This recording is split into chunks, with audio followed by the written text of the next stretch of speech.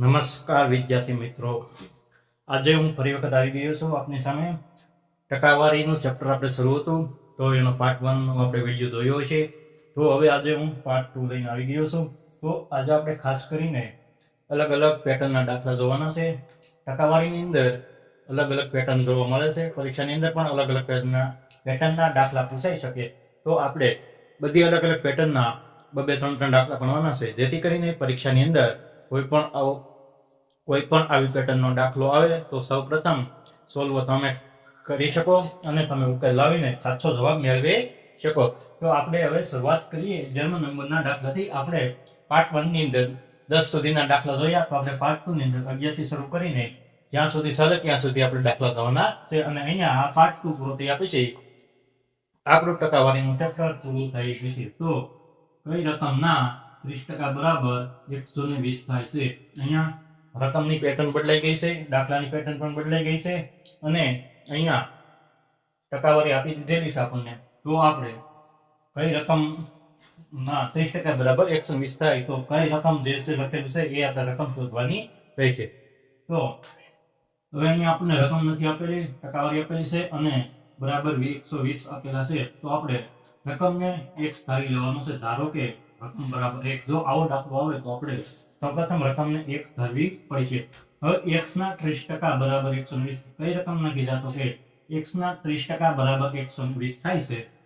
તો તે રકમ કઈ હોઈ શકે? તો સૌપ્રથમ આપણે x ના 30% x ગુણ્યા 30 ટકાવારી છે તેના છેદમાં 100 અને એના બરાબર કેટલા આપેલા છે તો કે 120. તો આપણે આવી રીતના દાખલાનું પેટર્ન બનાવી દેવાની છે, જેથી કરીને આપણને ગુણાકાર કરવામાં એકદમ સરળતા રહે. હવે x અહીંયા ગુણાકારમાં છે તો આપણે x શોધવાનો હોવાથી x બરાબર આ બંનેનો આપણે ગુણાકાર કરવાનો છે. તો 120 ગુણ્યા 100 અને એના ભાગ્યા 30. તો અહીંયાથી મીંડું જાય તો 120 ગુણ્યા 10 કરીએ અને 1200 મળે અને 1200 ભાગ્યા 3 કરીએ તો આપણને મળે છે 400 જવાબ. તો આપણો જવાબ કંઈક 400 રૂપિયા જેવો આવે છે. તો કઈ રકમના 30% બરાબર 120 થાય તો 400 રૂપિયાના 30% બરાબર 120 થાય છે. તો હવે દાખલા નંબર 12. આ દાખલો સમજાઈ ગયો છે. તો દાખલા નંબર 12 ની વાત કરીએ. આ દાખલાની અંદર અપૂર્ણાંક ટકાવારી આપેલી છે, તો એ પણ બરાબર આપણે જોવાનો છે. તો કઈ રકમના 18.4% બરાબર 150 હોય તો તે રકમ શોધો.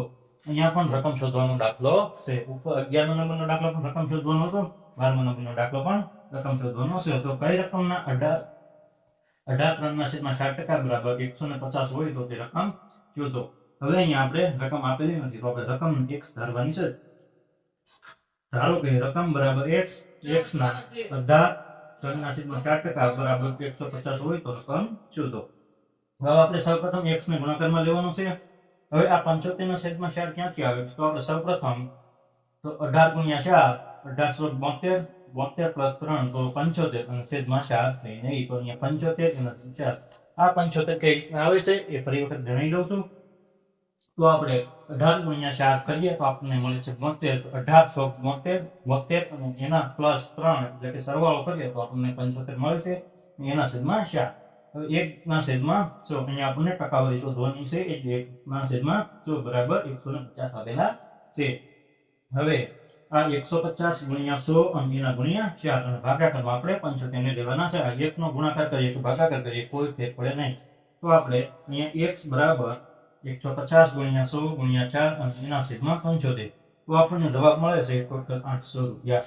તો કઈ રકમના 18.4% બરાબર 150 હોય તો તે રકમ થાય છે 800 રૂપિયા. તો આપણને અહીંયા જવાબ મળે છે 800 રૂપિયા. આવા અપૂર્ણાંકના દાખલા હોય છે તો આપણે તેને પૂર્ણાંકમાં ફેરવીને ગુણાકાર કરવો પડશે. હવે દાખલા નંબર 13 કે એક વિદ્યાર્થી પ્રથમ કસોટીમાં 25 માંથી 18 ગુણ મેળવે છે, બીજી કસોટીમાં 25 માંથી 22 ગુણ મેળવે છે, તો કેટલા ટકા વધારે ગુણ મળ્યા હશે? દાખલા નંબર 13 ની અંદર રકમ બદલાય છે અને દાખલો પણ બદલાશે. તો સૌપ્રથમ 25 માંથી 18 લાવે છે અને બીજી વખત 25 માંથી 22 લાવે છે, એટલે કે 4 ગુણ વધારે છે. તો કેટલા ટકા ગુણ વધારે મળ્યા હશે? તો આપણે આનો દાખલો ગણવો પડે. તો સૌપ્રથમ આપણે વાત કરીએ તો 18 ગુણ્યા 100 અને એના ભાગ્યા 25. આપણે અહીંયા ટકાવારી શોધવાની હોવાથી આપણે 100 રાખવા પડે. તો સૌપ્રથમ 18 એના ગુણ્યા 100 અને એના છેદમાં કુલ માર્ક એટલે કે કુલ ગુણ 25, તો આપણને 18 ગુણ્યા 100 કરીએ તો 1800 અને 1800 ભાગ્યા 25 કરીએ તો આપણને મળે છે 72%. તો પ્રથમ કસોટીની અંદર આ વિદ્યાર્થીને 72% આવ્યા હશે. હવે બીજી કસોટીની વાત કરીએ તો 22 ગુણ્યા 100 અને એના ભાગ્યા કુલ ગુણ 25. 22 એટલે કે અહીંયા 25 માંથી 22 મળેલા છે, ટકાવારી શોધવાની હોવાથી 100 અને કુલ ગુણ જે છે 25. તો 22 ગુણ્યા 100 એટલે 2200 ભાગ્યા 25 કરીએ તો આપણને મળે છે 88%. જો પ્રથમ કસોટીની અંદર 72% લાવે છે અને બીજી કસોટીની અંદર 88% લાવે છે, તો આપણે 88 માંથી 72 બાદ કરીએ તો આપણને જવાબ મળે છે 16%. તો આપણને હવે ખબર પડી કે 16% વધારે ગુણ મેળવ્યા હશે. પ્રથમ કસોટીની સરખામણીએ બીજી કસોટીની અંદર 16% વધારે ગુણ આવેલા છે. હવે દાખલા નંબર 16 કે મોહનની આવક 1500 રૂપિયા છે, એમાંથી ભાડું 200 રૂપિયા, શિક્ષણ પેટે 500 રૂપિયા અને અન્ય ખર્ચ જે છે 350 છે. તો બચત કેટલા ટકા થતી હશે? તો અહીંયા કુલ આવક કેટલી છે? તો કે 1500 રૂપિયા. તો આપણે એમાંથી આ જે ખર્ચો થતો હોય એ બાદ કરવો પડે. તો સૌપ્રથમ 200 રૂપિયા ભાડું, 500 રૂપિયા શિક્ષણના અને 350 રૂપિયા અન્ય ખર્ચના. તો આ બધાનો સરવાળો કરીએ તો 500, 700, 700, 1050. તો આપણે 1500 માંથી 1050 બાદ કરીએ તો આપણને જવાબ મળે છે 450. 450 બચત તો મળી, પણ કેટલા ટકા બચત થઈ એ જ આપણને ખબર નથી. તો આ બચત શોધવા માટે આપણે ત્રિરાશિ મૂકવી પડે. તો 1500 રૂપિયા એ 450 રૂપિયા વધતા હોય તો 100 રૂપિયા એ કેટલા વધે?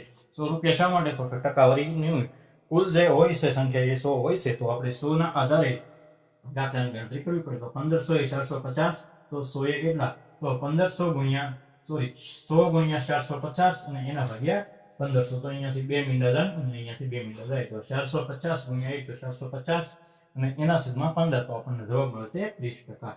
તો આપણે મોહનની બચત જે છે એ 30% થઈ